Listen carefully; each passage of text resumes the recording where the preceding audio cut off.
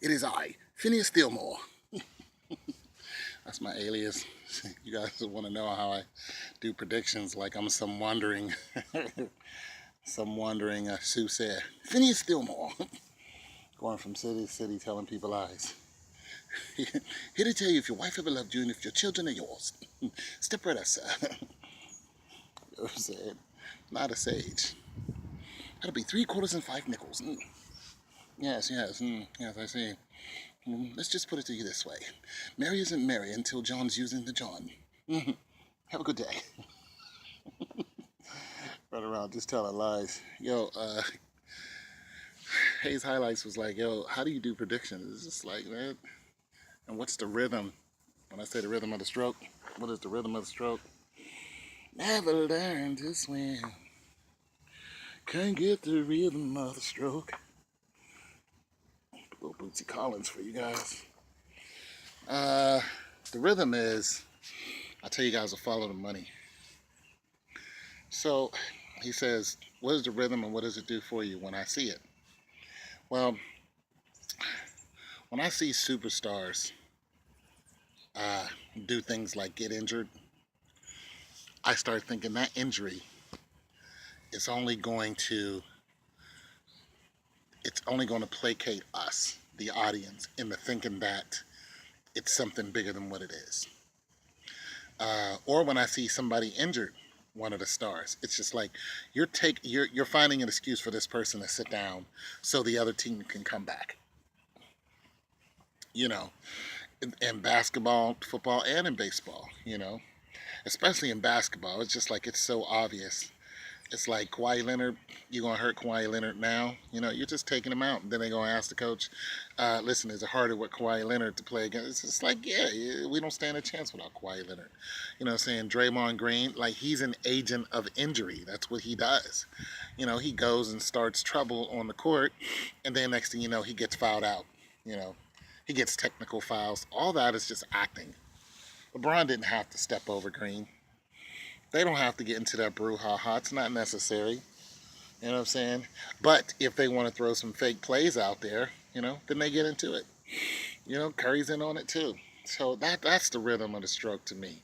When I look at their finances and some of these contracts they throw around, I start twisting my lips. Like, let's come on. How much are they really getting? And then when I start seeing what they're doing, how they're getting these contracts and what they're doing, who's on TV a lot, whose basketball camp is a ridiculous price. Steph Curry. Who's really trying to suck up all the dollars that they can. When you start seeing that, you start looking at the value of that person, and saying, are they really getting paid worth their value? Is that what that person's value is? In Steph Curry's case, yeah, he should be getting paid more because he's the face of that team, especially being Steph Curry to me is just like he's the quarterback of that team. That's it. You know, he's the most valuable player on that team to me. On Golden State, Durant is not the most valuable player on that team because Durant's not going to stay. So I start looking at that. I start looking at the ad revenues. I start looking at how they push this person out there to be the face of the team, to, whatever. If you're the face of the team, you should be getting that money. Steph Curry is worth a lot more than that to me. Because without Steph Curry, to me, Golden State is just going to, they'll be over and done with the next year. And it's not because he scores so much, it's because he's so relevant. Same thing with LeBron James. LeBron is so relevant. He's so pertinent. He's so right now. You need him right now. The second he steps on the court, the value of the team goes up. It's not even a matter of choice. And you see it over and over and over. Every statistic in every game they've ever played with Bron on the team, the same thing happens as soon as he hits the court. The whole team gets better. That's value. You know. And when he leaves that team just goes, where's Miami at right now? What are they doing? Who's talking about Miami right now? LeBron left, the other players left too. Chris Bosh got sick, D-Wade was gone. And that was it. So, you gotta, You gotta look at it like that. Hayes highlights this probably gonna cut short soon, but that's why I look at it. I look at the rhythm of the stroke. I look at, you know, how that team performed last year. Sometimes you can go back 5 years and look at what that team is doing, or you can project on that team. You know, just like you can project on somebody. You know, when you see a kid and you're like, when that kid grows up, that kid's gonna be a hell of a ball player, and then that's what that kid becomes. You can look at do the same thing with a team. You say, when this team matures, LA, they're gonna be a hell of a team again. And that's just that. You can already see it come. So those are the things I look at. Sometimes you might have to sit and just look back a couple years. You know, take 3 years and then look back at a team, and take each team that you're interested and take the 3 years and look back at that team and see who is the mainstay on that team. Who is the person's face that's always on that team? And then look and see if that person is happy or not.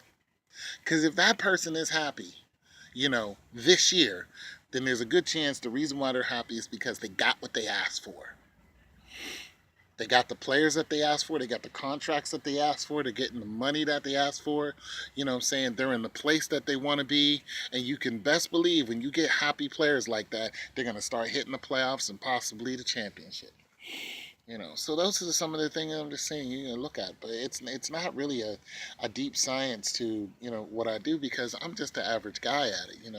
I just throw things out there on the way I feel. Look at the city. Look how downtrodden the city is, and how much would a winning game do for that city? How much do they talk about that city? Look at LA Dodgers right now. Look at what the Dodgers are doing.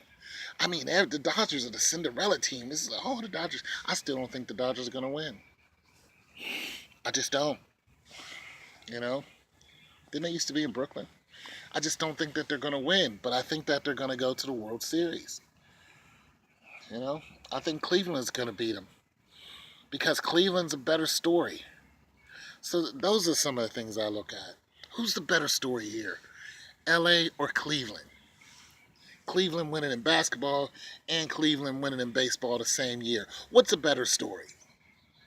You know what I'm saying? Give it to LA another time. Wait 3 years later, boom, give it to LA. Boom, LA hits the same time the Lakers hit. Boom, Lakers in the championship. LA, Dodgers not only go on the championship, they both win. I mean, what's a better story? What brings that city up faster?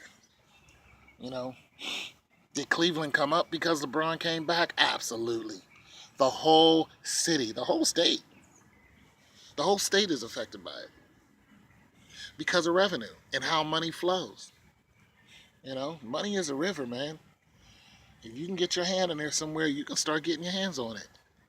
That's just the way it is. You just got to see which way it's flowing. So it's Phineas Stillmore. I'm going to go ahead and end this.